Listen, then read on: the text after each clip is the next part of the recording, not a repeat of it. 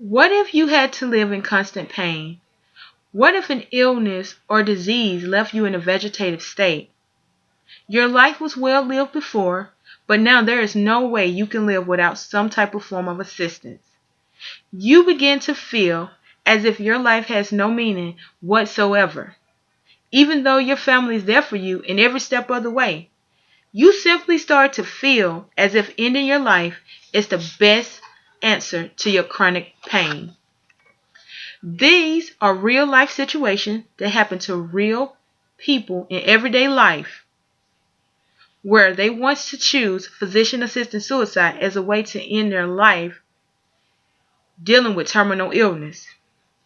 These people should be able to make their own choices and have control of their own lives.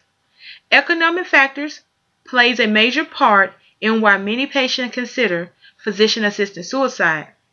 People simply do not have the funds to pay for the much-needed medical care. In a way, patients are paying money on a situation that will not get better. If a patient wants to choose physician-assisted suicide, why not let them do it to avoid the huge amount of money wasted on treatment that will not keep them alive? A terminal ill person don't want to be a burden on their families, emotionally nor financially. It may seem unfair, but in the long run, their decision to end their lives will help their families out tremendously because they will not have to pay hefty medical bills nor the emotional strain of caring for a serious ill loved one. There has been many cases where people decided to go public with their decision to choose physician-assisted suicide as a way to end their life. One case that stood out in particular was that of Mrs. Brittany Maynard. She was a 29-year-old wife with no kids who was diagnosed with terminal brain cancer. And in return, she decided to end her life when it seemed right for her and on her terms. She was a strong advocate for the legalization of assisted suicide. She even moved from California to Oregon, where it is legal to choose physician-assisted suicide as a way to end your own life. She started an organization which seeks to gather funds that will give aid to states where physician-assisted suicide is legal. She also wrote a piece for CNN entitled "My Right to Die with Dignity at 29." In this article, Brittany Maynard basically stated her life revolved around many hospital stays and surgeries. After a variety of treatment, her illness came back and it was more aggressive. Brittany Maynard was only given 6 months to live. She researched and researched, only to come to the conclusion that no treatment would save her life.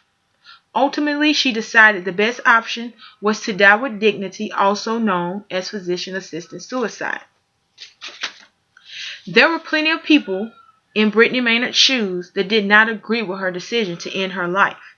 They wrote her letters and they spoke about the situation publicly. But in the end, it was her decision and not theirs.